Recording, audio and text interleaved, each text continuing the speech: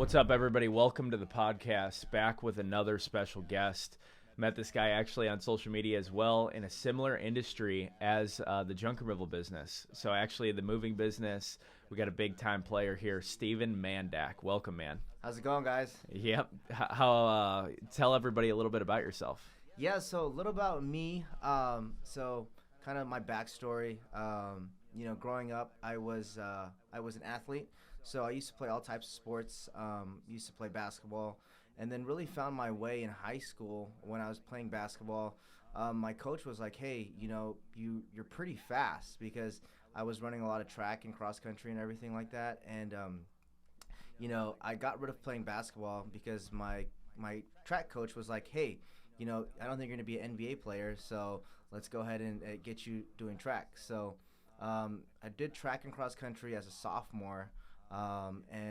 I seen some amazing things happen from there because I was like a highly recruited track and cross country runner. As a sophomore, I had letters of intent from like UCLA and Brown University and things like that. So running basically was like a catalyst for the hard work for me to do.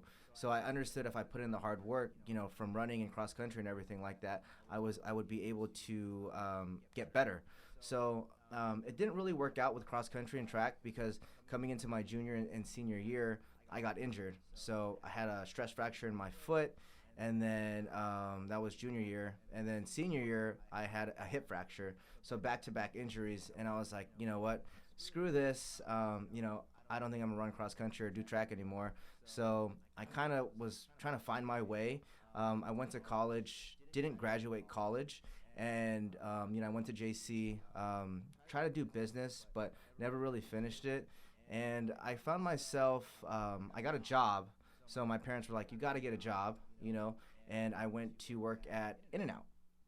So I was working at In-N-Out. Is In-N-Out overrated? No. You think it's the best? I think it's the best. Okay. I've had What the Burger. I've had a whole bunch of different types of restaurants all across the country. And I think In-N-Out by far is the freshest and the best. And I work there, so I know exactly what ingredients they use, and all their ingredients are super fresh. I'm going to be thinking about burgers the rest of the podcast now. Yeah, I had it one time. I thought it was I thought it was overhyped a little bit, but Really? It was good. It was good. It reminded me like a Steak and Shake, if you ever heard of that. Oh, no. Steak and Shake. Or a Freddy's or something. Steak and Shake actually, kind of going off topic, but Steak and Shake actually opened up right in my hometown in Daly City, and it closed down like a couple of months right after. People went to In-N-Out. Probably. Yeah. Sorry to interrupt you, though. No, all good. But yeah, I was working at In-N-Out for a short amount of time. I had a buddy that came in, and he was like, "What are you doing working here?" And he was in cell phone sales at the time. And from there, he was like, "Why are you working here? What are you doing here?" And he was like, "Come work for me." So the next day, I literally just quit my job and was like, "Okay, let me go work for you." So I was one of those annoying guys in the malls that would be like, "Hey, you dropped your phone," or "Hey, can I talk to you for a second?" And I was doing that for about a year or two. But let me tell you, the lessons I learned, and just being really hungry from sales and really wanting to get the sale done in those cell phone kiosks was like one of the hardest things to do.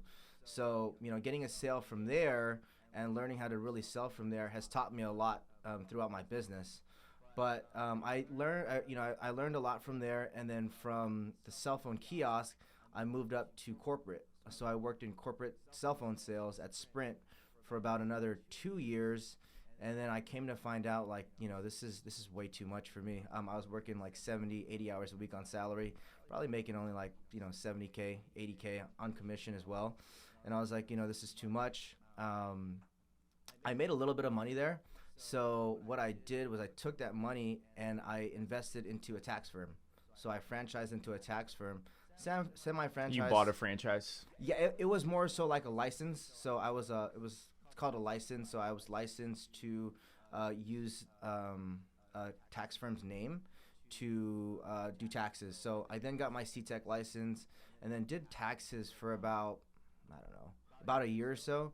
And I came to find out that I didn't like it. I was behind a desk all day and trying to get clients from there. Were you doing business owners or just normal people. Yeah, so 1040 EZ is basically the normal people's, so regular W-2s. And then whenever I did have a business come in, that was a little bit of a harder tax to do. So I'd kind of send that over to my business partner, and she would pretty much go ahead and help me out with that.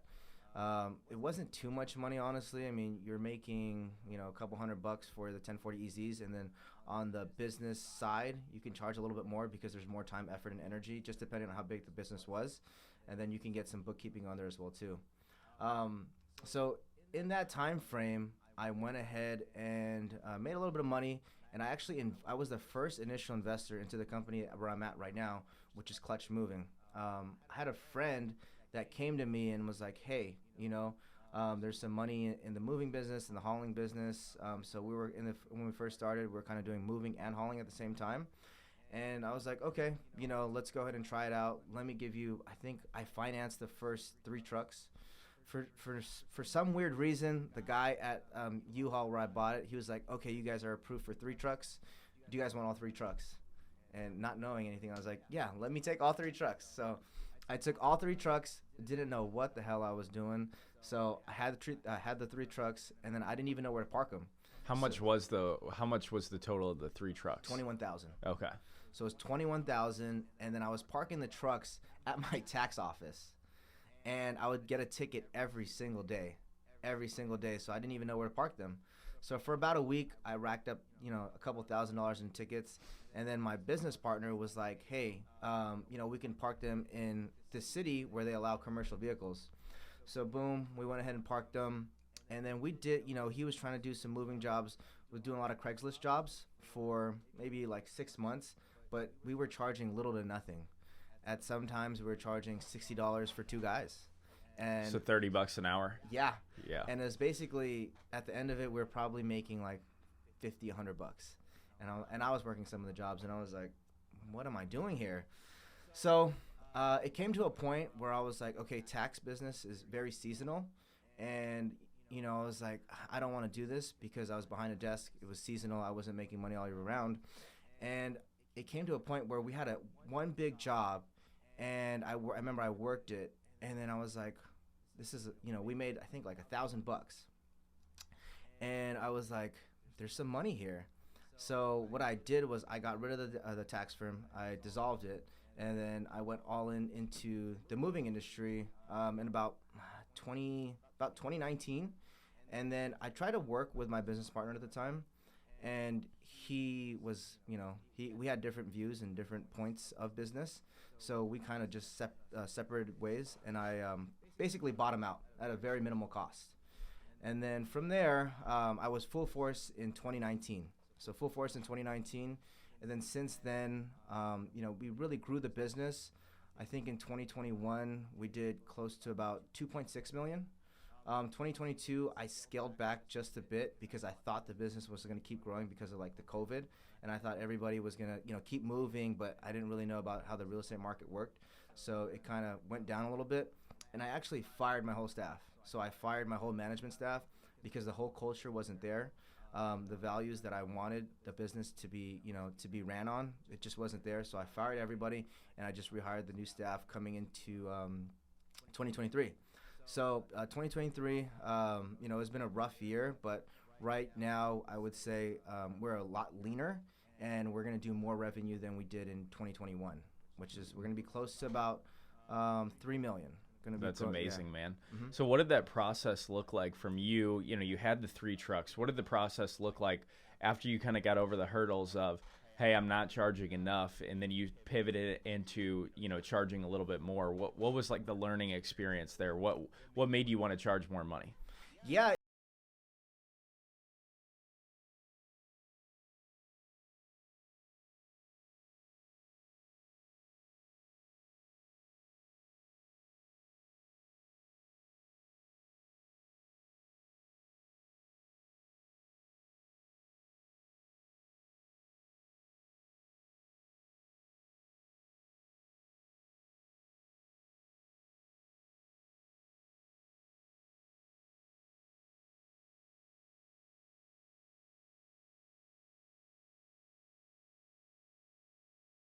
Take to actually like fill up those 3 trucks actual routes?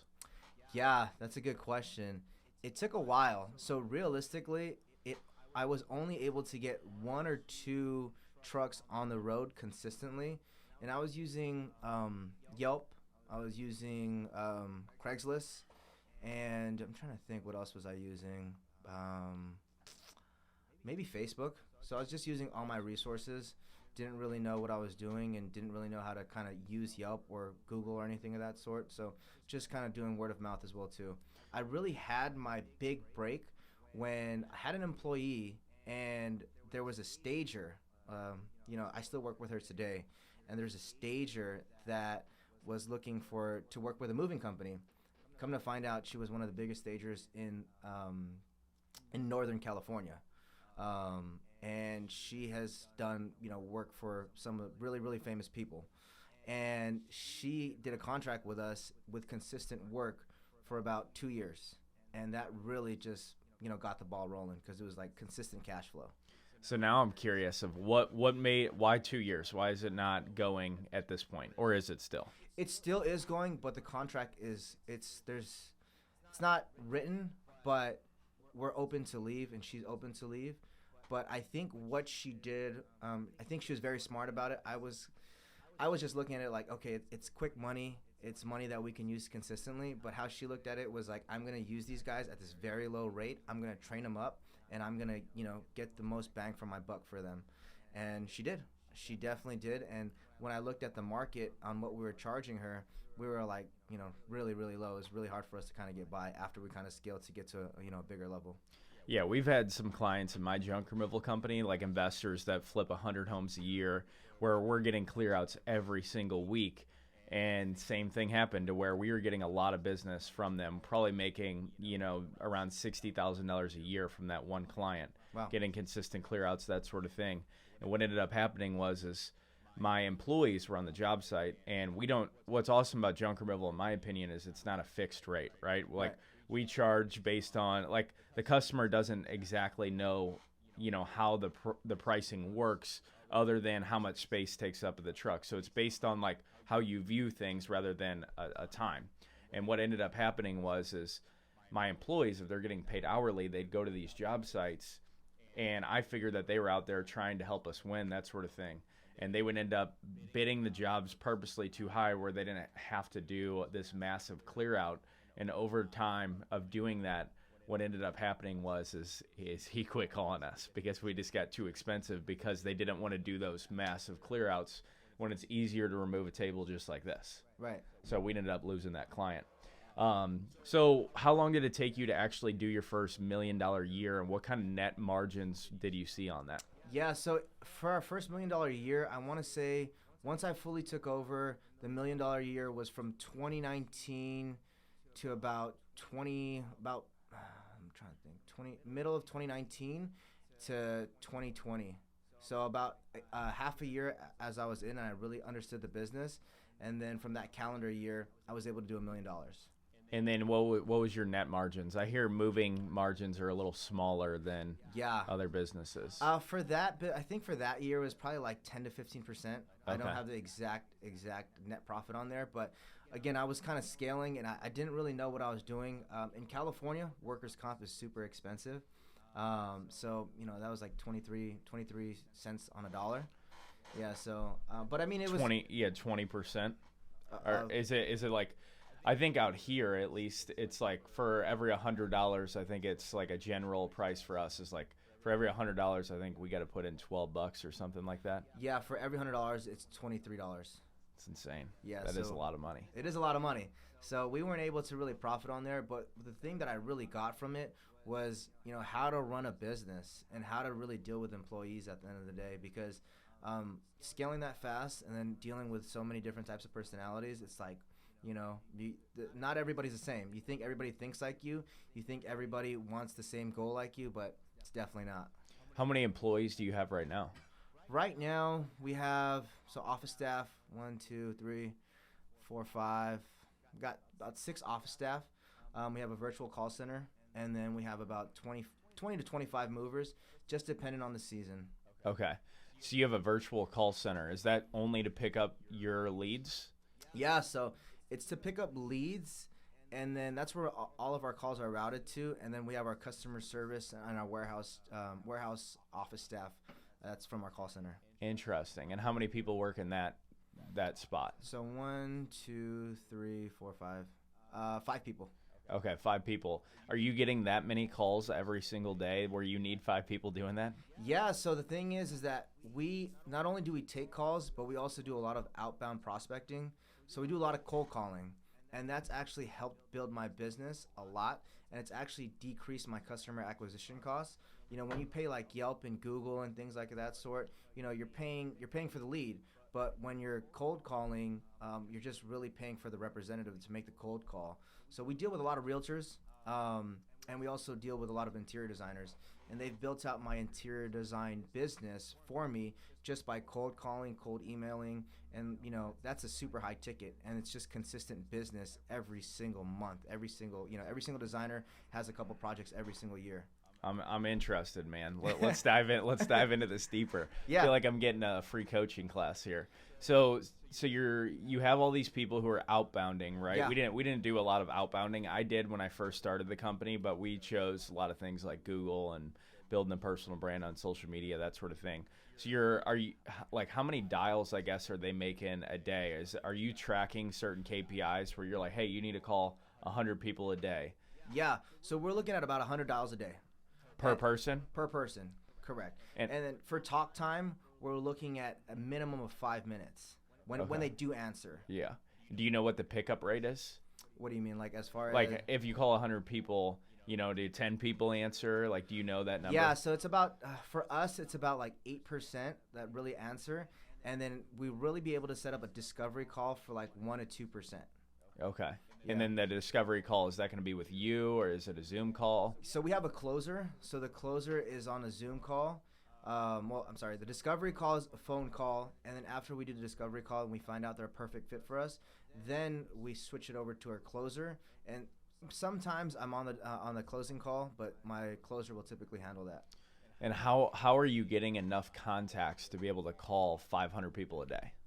Yeah, so we use, it's called exact data. So they scrape lists for all across the Bay Area. So there's tons of designers out there, always designers. There's a design school that people go to, and they want to become designers in San Francisco. So interior and they designers. sell all that data off? Yeah, they sell that data off. And then I also use like LinkedIn, and I also use, it's called IO leads. So it's like a data, it's a artificial intelligence that it scrapes like LinkedIn, and it scrapes the internet for like emails and phone numbers and everything like that. So you can type in like junk removal and it'll pop up all of them? It'll pop up all of them, yeah.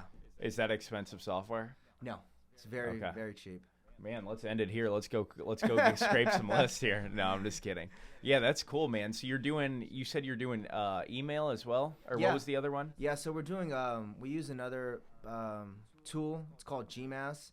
So it looks like it's a personal email that's being sent out, but it's actually part of the system. So it looks like it's coming from me like a personal email, but the system automatically sends however many you want to send to your list that you're sending out to.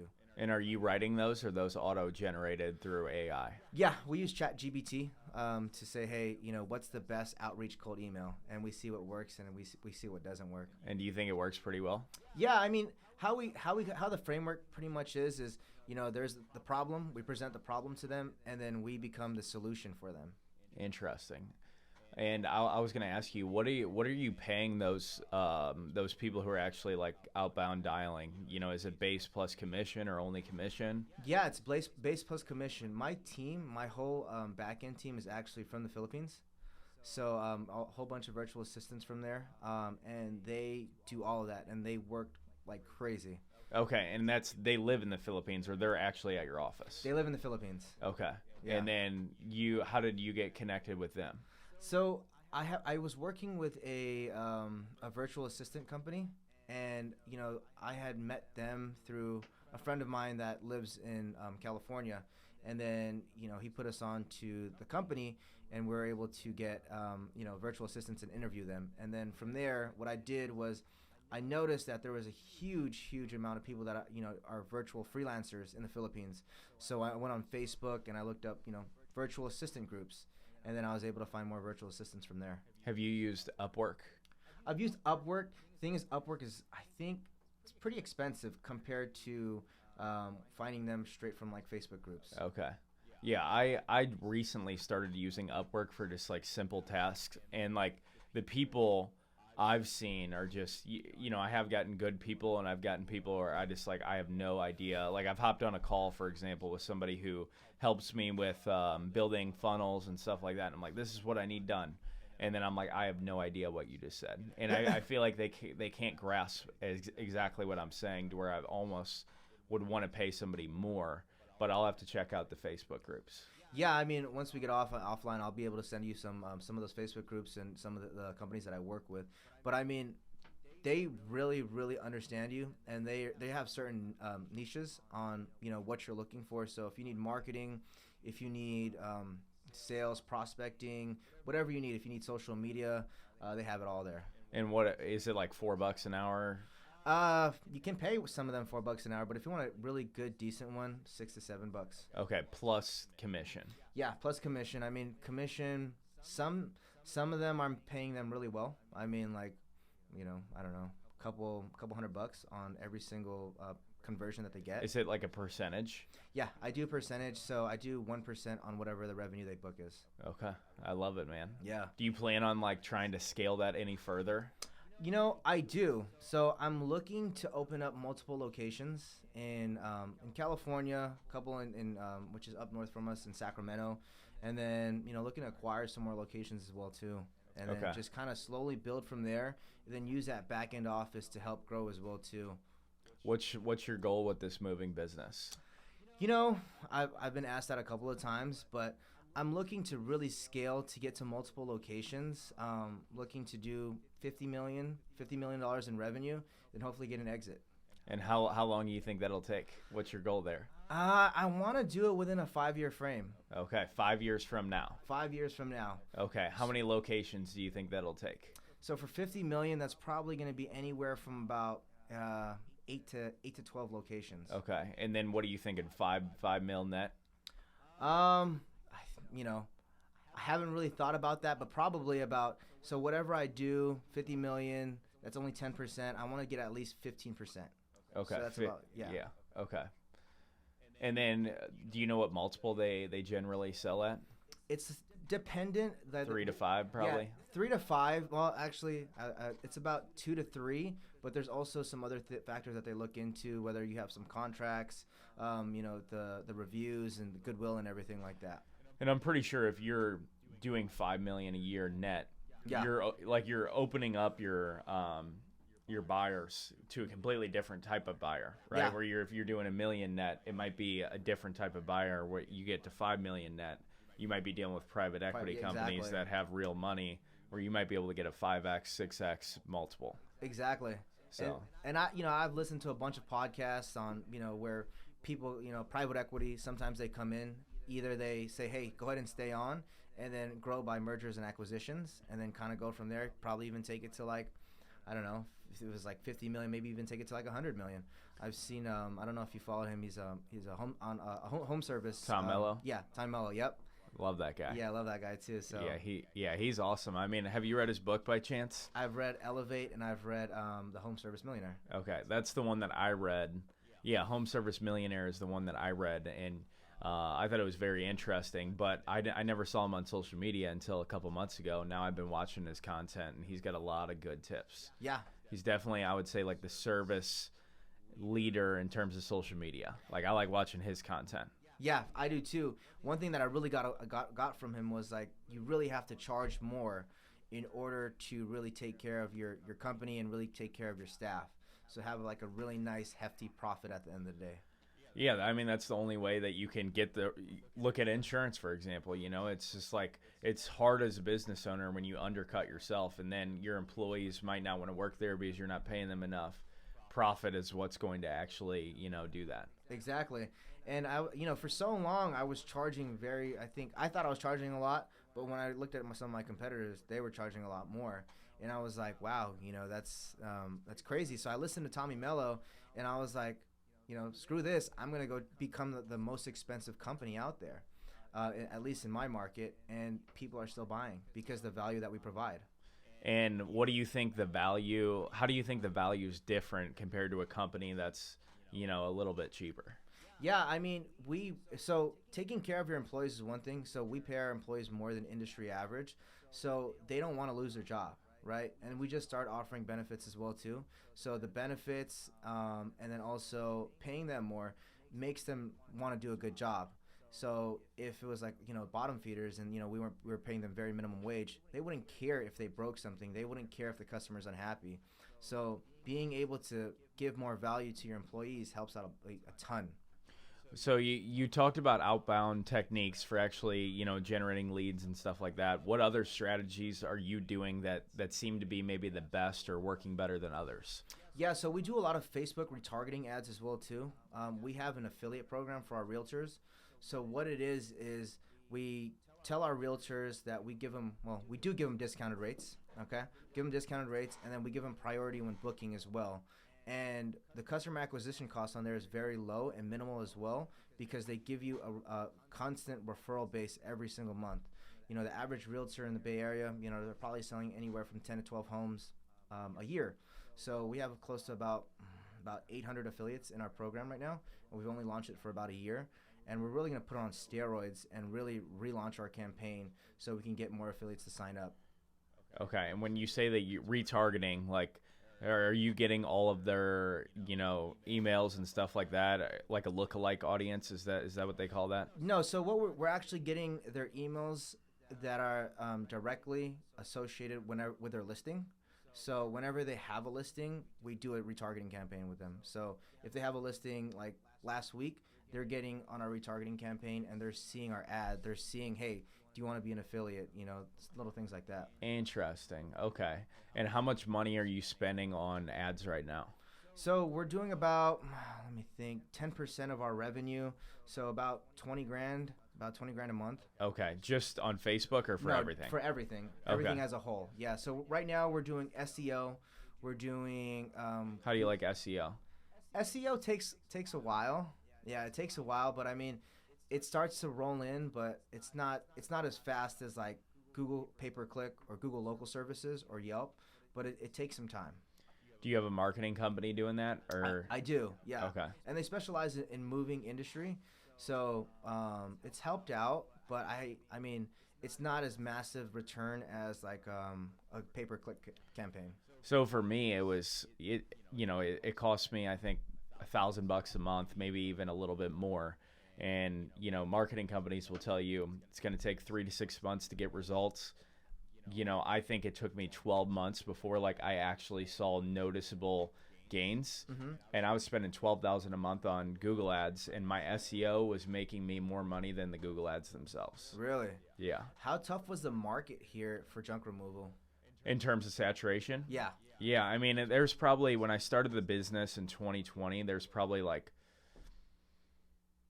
25 companies, I would say. And I would say right now there's probably 50 to 100. I know that's a very broad range, but, there's two types of junk removal businesses out there, right? There's 1-800-GOT-JUNK, there's Junk King, there's Slam Dunk and Junk, companies that actually are junk removal companies. Right. And then there's truck and trailer people who, go and pick up a couch here and there and that sort of thing. So a lot of those people don't have brands and I wouldn't know them. Yeah. And also contractors, and right now it's starting to get colder in this area. So whenever contractors are slow, painters are slow, pressure washing companies are slow, what do? They start offering junk removal. So at this time of the year, it becomes a lot more saturated, but they're not really advertising as a junk removal business. But a lot of these companies actually offer it. Gotcha. Did you find it hard for yourself to kind of compete when that happened? During these times of the year, it we would cut back 35 to 50% in revenue roughly. In January and February, I probably wouldn't even make any money in terms of profit. January wasn't that bad, but February, usually if it snowed or something like that, I would just, I get hit hard that month.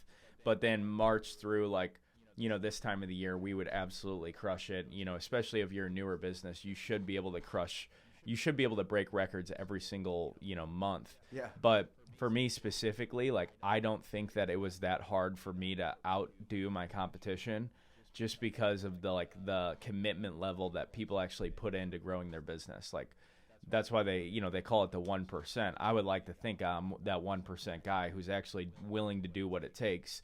And then there's 99% of businesses out there that are just, they don't even, like a lot of people, they advertise in 2 ways or 3 ways. Like they're not on podcasts having these conversations. They're just kind of doing their thing, and their business is at a plateau all the time. Right, yeah. What were you doing essentially for your business? Were you using the same exact model, like as far as like pay-per-click, or were you just kind of just doing SEO? Yeah, so we did. I mean, the way that I looked at it was, if there was a way to actually generate leads for my business, I needed to do it. So we were doing cold calling, not to the extent that you were talking about, automation, SMS, and emails. So we'd retarget the customers we already service, bandit signs, Google paid per click.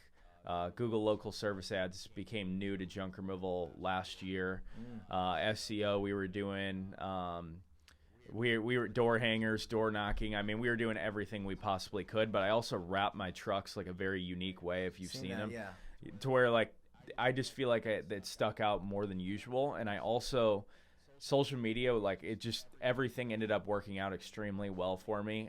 Like in the smaller phase of me growing my business, rather than like my Instagram and stuff like that right now, but just on Facebook and LinkedIn and Nextdoor, like really knowing the right strategies to like be on there and build a personal brand. Like I always push on that heavy, and there are certain strategies that we used to actually grow the business, like Facebook groups and stuff like that, that I would say, a lot of people are probably on Facebook in your area who are like, hey, I'm looking for a moving company. You have any recommendations? I was that guy that they commented because of the brand that I built. Gotcha. If that makes sense. How long were you in the junk removal business? So from August or July 2020 to April 2023. That's when I sold the company. So 3 years. Yeah, 3 years. It was right. Fun 3 years. Yeah, it was. Yeah, long days, long nights, that sort of thing. Yeah.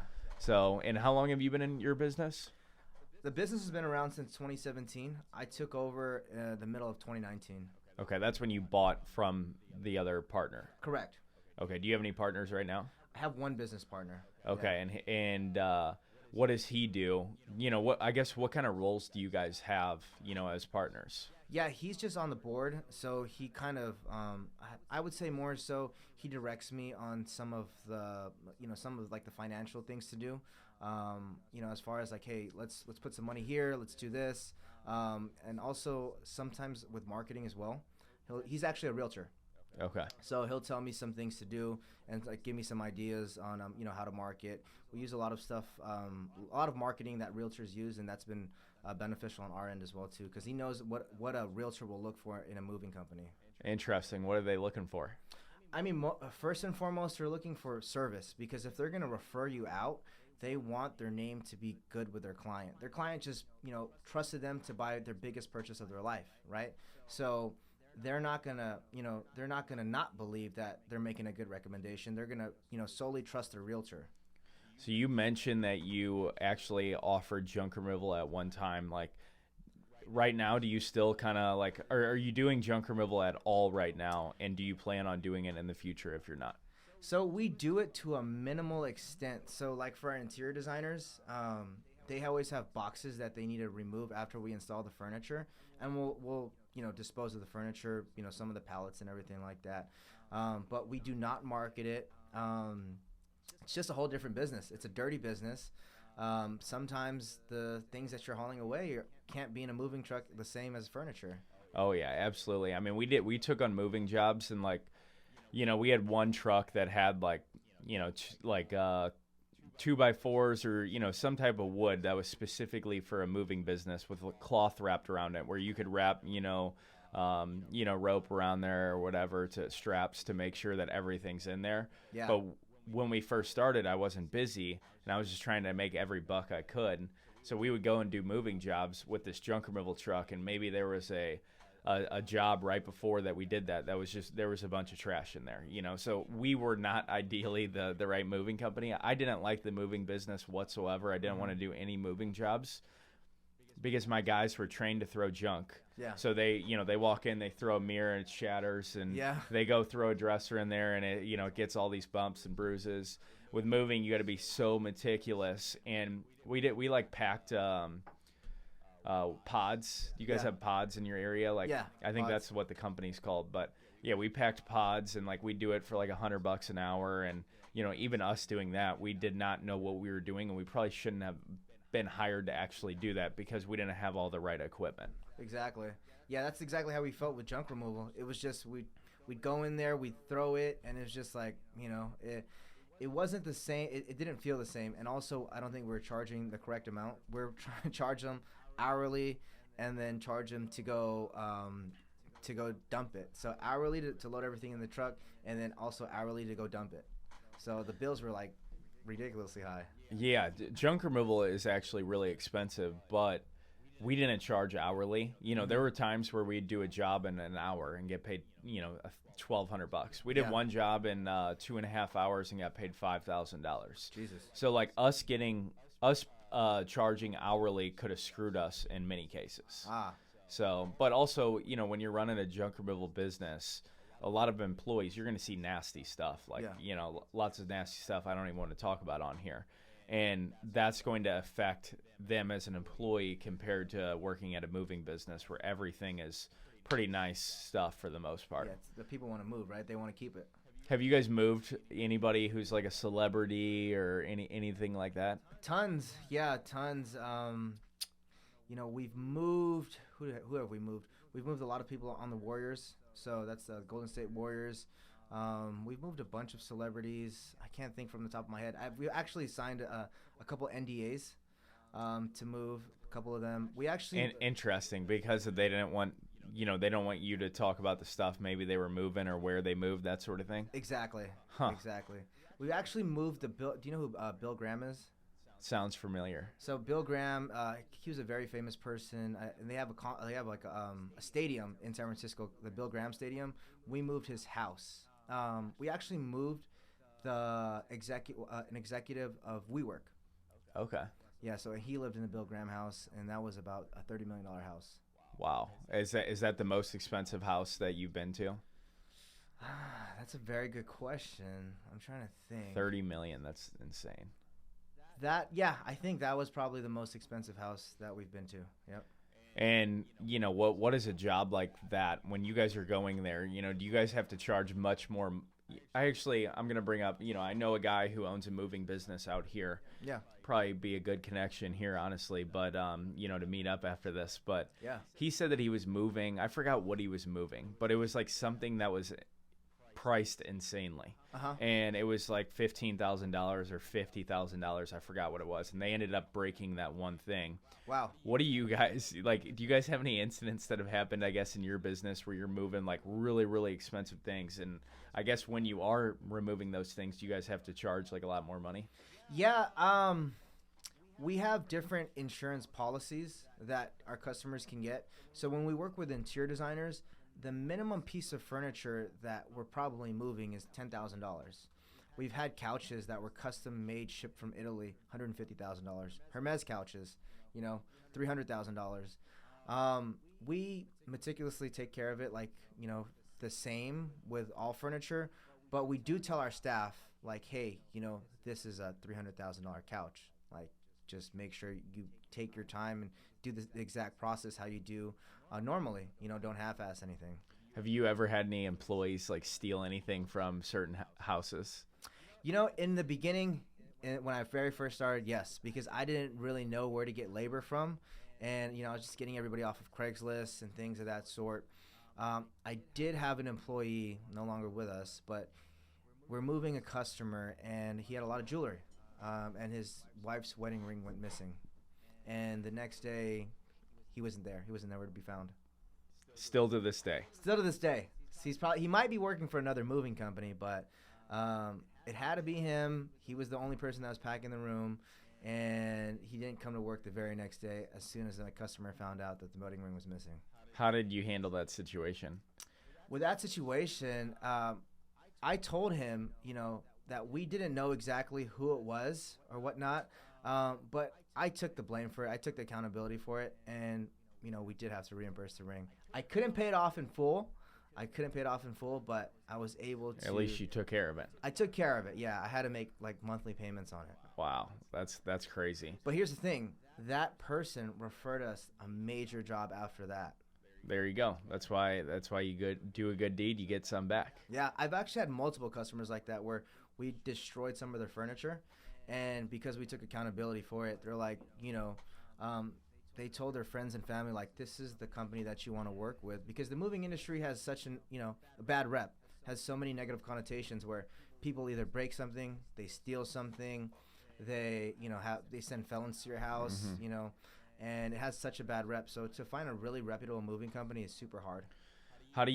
Is there certain ways that you like incentivize your employees? Like the guy that I know out here who owns a moving business, he said that he incentivizes employees to like keep a certain, like repair cost or like, reimbursement cost. Like if it stays under a certain number, I think he gives like a certain team a bonus or something like that. Yeah. So what we do is we incentivize our employees with employee satisfaction. So for the reviews that they get. So essentially our foremans, they get a certain amount for having the most reviews, and our helpers get a certain amount for having the most reviews. And then if they get bad reviews, then we take away from it as well.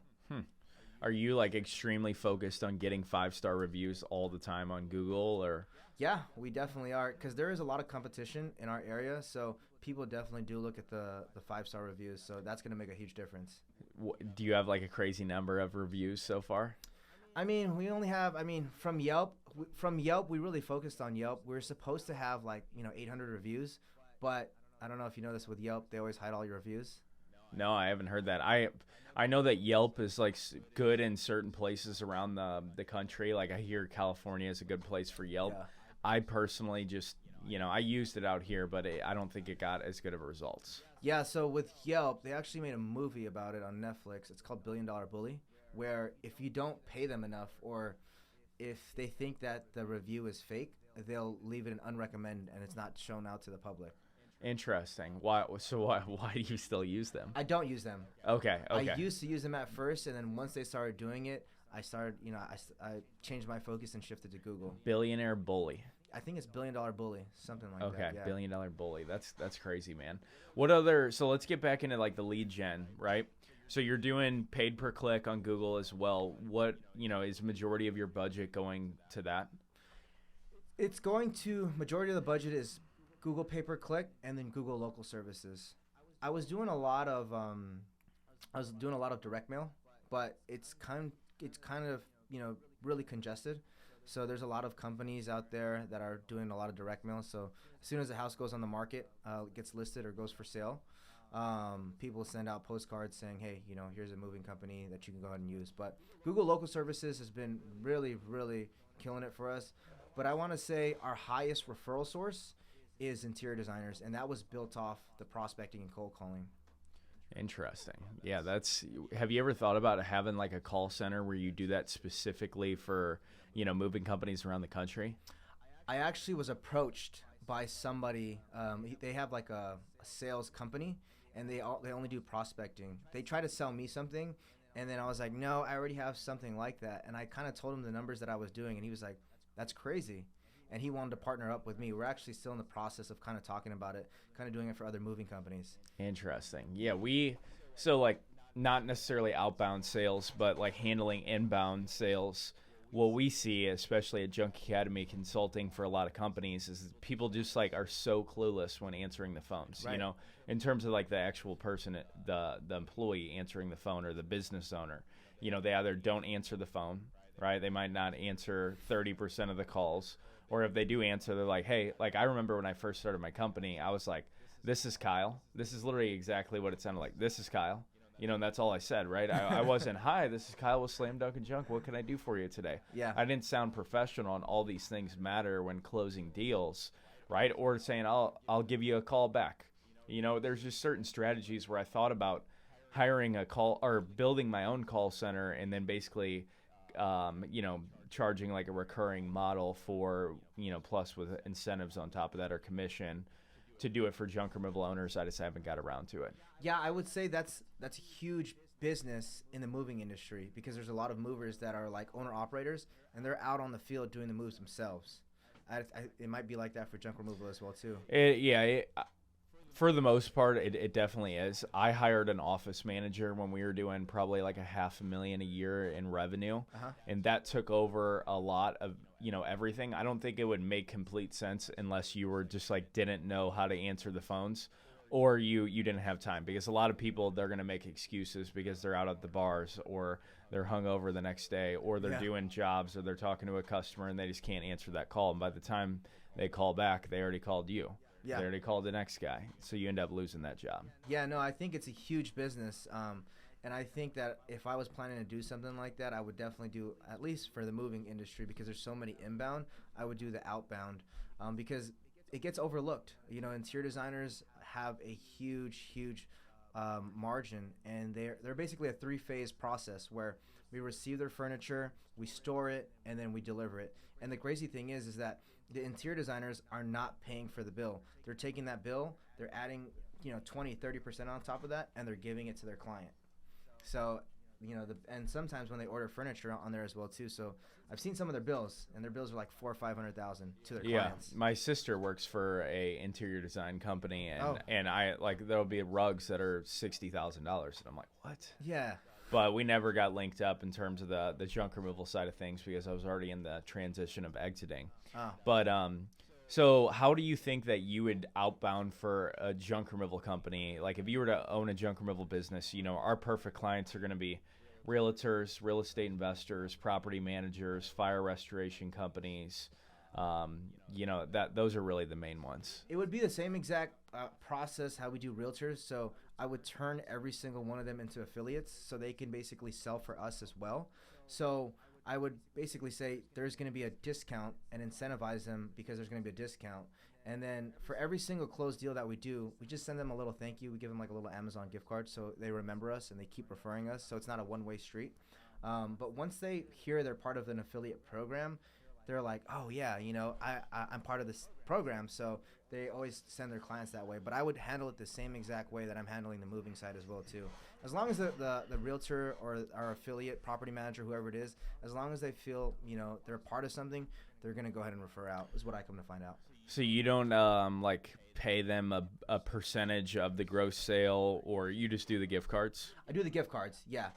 I've tried that, and they're like, that's not a lot. They're just like, because they're making, a couple. Well, if you give them 1%, it's nothing. Yeah. If you gave them 10%, they might be like, okay, I need to double down on this. Yeah. But there's, again, there's not margin in that. So. Yeah, and sometimes they don't want to take it. They're like, oh, this is illegal. So some of them are like that. So I came to find out that the ones that really do like it are like our property managers and like leasing agents, and they like refer out like crazy, and they're just because they see so many people that are coming in renting and everything like that, and they're referring out all the time. Well, let's get into the social media side of things. So when did you get on social media, and how has it affected your business so far? So I was on social media. I think I tried to really go hard and build a brand about 2 years ago.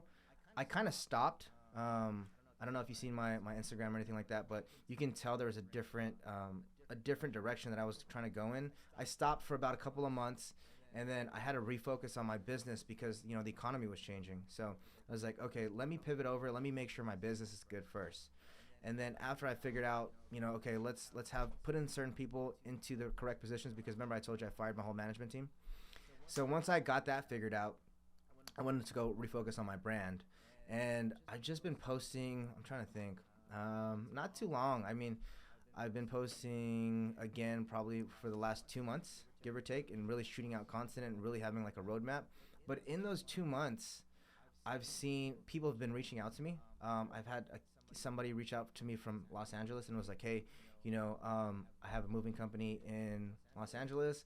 I'd love to partner up with you. Yeah, I wasn't interested, but then I had told him, I was like, I'm happy to, consult with you and see how I can help you on that end. And that was only for 2 months of really just posting every day. And I really haven't got to the point where I'm going to really pivot over. I have a roadmap on what I really want to do, which is to get in and help other moving companies, kind of like what you're doing, help other moving companies kind of grow as well, maybe start a moving company and things of that sort. So that's kind of where I want to go. It's cool, man. I love it. And social media, like my buddy, like I said, he owns a moving business, and he sees what I do with social media all the time, and I always tell him, like, man, you could do this too. And he's like, no, I can't. Like, and it's like, you don't have to do it for education. You don't need to sell a course. You don't need to sell coaching. Like, you building a brand on social media, and this is what I wanted to kind of talk to you about, was like, you could build a brand on social media, and just like you're going to sell education or whatever, instead of selling a course or coaching, you could bring them in and do some sort of partnership, and those leads that probably wanted to buy a course or coaching, that could turn into a partnership.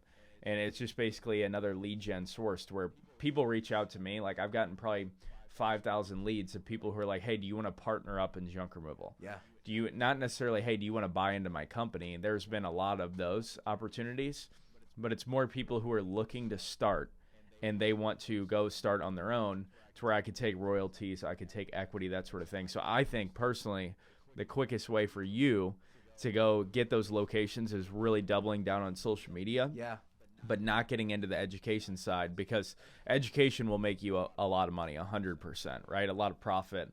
But I think for you, your bigger play, even though it's going to take longer, is building all those locations up to where you can get that high valuation, and then you get that one fat check. Yeah. To where it's like, for me, when I first started being an entrepreneur, I got, I started making money, and I was like, oh my gosh, I could do this with the whatever business, to where it was like squirrel, real estate, junk removal, coaching, demolition, whatever. It was just like I was constantly doing different things, and I feel like it hurt me overall. Spreading yourself out too thin. Yep, exactly. So where can everybody find you, man? So everybody can find me on Instagram. It's _ Mr. Clutch.